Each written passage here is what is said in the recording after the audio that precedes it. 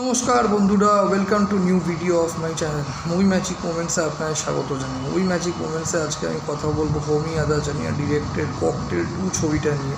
Cocktail 2 ছবিটা কীরকম হলো এবং ককটেলের মতন হলো নাকি সে ব্যাপারেই কথা বলবো আজকের এই ভিডিওতে।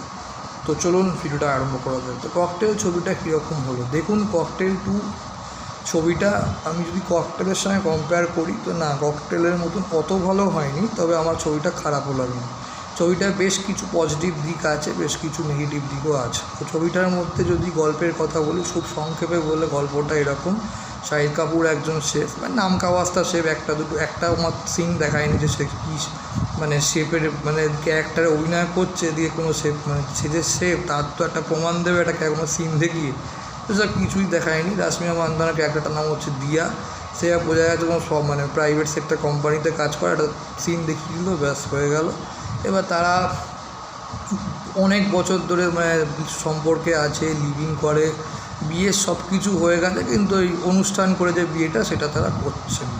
তো এই সব সোসাইটির লোকজনরা তারা প্রত্যেকে ওদের বলছে এবার বিয়েটা সেরে নিতে। তো তারা এই সমস্ত কথা থেকে বেরোনোর জন্য ওরা কী করে, একটা ফরেন ট্রিপে যায়। সেখানে গিয়ে কৃতি সাহানের ক্যারেক্টারটা আসে। তো কৃতি সাহানের ক্যারেক্টারটা হচ্ছে মানে দিয়া ক্যারেক্টারটা হচ্ছে কলেজের বন্ধু। এবার ও একটা লয়্যালটি টেস্ট করতে বলে যে ছেলেটা সত্যিই কি বিয়ে করতে চায় না যাকে বলে এর মানে একটা মনের কমপ্লিকেশন, ডাউট, কনফিউশন থেকে এসছে নানা রকম। মানে যেহেতু একটা তোমার ও মদ খেয়ে অনেক সময় সত্যি কথা বলে ফেলে, তো সেই টেস্ট করার জন্য কৃষাণকে বলে তুই লয়াল টেস্ট কর। এরপর বেশি কিছু দেখতে গেলে আপনার ছবিটা দেখতে হবে।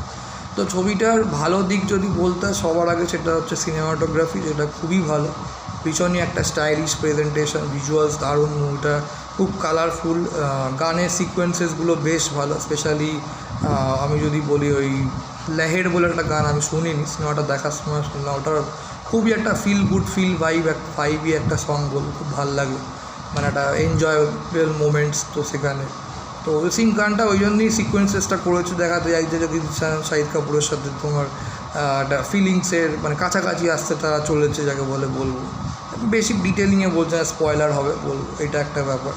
আর ওদিক থেকে তারপর জাবতালাক গানটা ভালো, কিন্তু তুজকো গানটা মোটামুটি খারাপ না। আর তুমিও বন্ধু গানটা পুরো 12টা বাজিয়ে দিয়েছে একদম। তো যাই হোক, এটা একদমই শুনতে বেকার লাগে, সেই ব্যাপারটাই নেই যেটা তুমিও বন্ধু অরিজিনাল সাউন্ড ট্র্যাকটা যেটা আছে এখনও শুনতে ভালো লাগে, ভাইবই লাগে। তো এইবার কী হয়, আর এইগুলো হচ্ছে পজিটিভ দিক। অ্যাক্টিং পারফরমেন্স শাহিদ কাপুর ঠিকঠাক ও যেরকম করে সেরকমই করেছে, বিশাল এক্সট্রাঅর্ডিনারি না, তবে ক্লাইম্যাক্সে শাহিদ কাপুরের অ্যাক্টিং পারফরমেন্সটা বেশ ভালো লাগে দেখতে। আর তোমার ডিরেকশান ওয়াইজ ওকে লেগেছে, তিনজনের কেমিস্ট্রিটা বেশ ভালো, শাহিদ কাপুর, রাশ্মিকা মান্দানা, কৃতি সাহানের তিনজনের কেমিস্ট্রিটা। কৃতি সাহানের অ্যাক্টিং আপনাদের সবচেয়ে ভালো লাগবে, এবং কৃতি সাহান হচ্ছে ক্যারেক্টারটা সবচেয়ে হাইলাইটেড ক্যারেক্টার এখানে। মানে অনেক সময় আপনাদের এটা মনে হতেও পারে যে শাহিদ কাপুর কৃতি সাহানই হচ্ছে মানে হিরোইন মানে পেয়ার হিসেবে, কোথাও মনে হবে যেন রাশ্মিকা মান্দানাকে যেন ডমিনেট করছে। আসলে রাশ্মিকা মান্দানার যে ক্যারেক্টারটা যেটা প্লে করছে দিয়া, সেটা ঠিকভাবে ডেভেলপ করাই হয়নি। কৃতি সাহানেরই ক্যারেক্টারটা খুব সুন্দর করে লেখা হয়েছে এবং প্রপার স্পেসটাও দিয়েছে খুব ভালো, সেটা অভিনয়টাও খুব ভালো করেছে। মানে ওর যে ক্যারেক্টারটা খুব লিভ ইন দ্য মোমেন্ট, এখনই লাইফ যাকে বলে, কাল কী হবে তো জানি না, ওর কাছে প্রেজেন্টটাই সব কিছু এরকম ব্যাপার। কিন্তু একটা টাইমে প্রেজেন্টটাও পাস্ট হয়ে যায় এবং সেই পাস্টটা নিয়ে তো আমরা ফিউচার দেখি। তো বেশ কিছু রেলিভেন্ট ডায়ালগও আছে সিনেমাটা, বেশ কিছু সিন ভালো।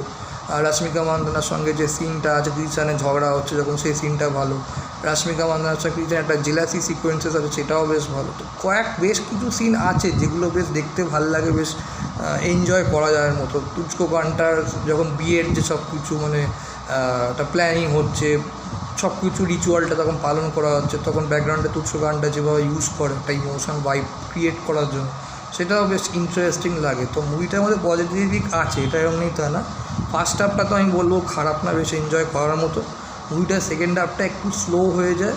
অ্যাকচুয়াল কী হয়েছে যেটা মানে শাহিদ কাপুরের মানে রাশ্মিকা মান্দানার ক্যারেক্টারটা লেখাও ঠিক হয়নি, আর রাশ্মিকা মান্দানা ঠিক অভিনয় যেন করতেও পারেনি বলে, মানে ওকে ঠিক এই সব রোলে ঠিক ও শ্যুট করছিল না বলে, এটা আমার মনে হয়। যতটা কমফর্টেবল কৃষাণ লাগছিলো ততটা কমফর্টেবল রাশ্মিকা মান্দানাকে আমার মনে হচ্ছিল না, কোথাও যেন একটু ভেতর থেকে আড়ষ্ট লাগছিলো। আর রাশ্মিকা মান্দানার ক্যারেক্টার ঠিক ডেভেলপড হয়নি বলে আমি বলবো ভালো পার্টও করতে পারছিল না। তো ওর অ্যাক্টিংটা আমার অ্যাভারেজ লেগেছে। কৃষানের অ্যাক্টিংটাই খুবই এফোর্টলেস লেগেছে, খুব নিজেকে মানিয়ে নিয়েছে, বোল্ড ক্যারেক্টার তার সঙ্গে ভালো মানাতে পেরেছে, বলবো ভালো অভিনয় করেছে। আর নেগেটিভ বলবো যে মানে গল্পটা এবং পেসিং, স্ক্রিন প্লে আর একটু ভালো হলে ভালো হতো, একটু কিছু ফ্রেশনেস স্টোরি লাইন থাকলে ভালো হতো। আর ডিরেকশানটা একটু স্ট্রং হতে পারতো।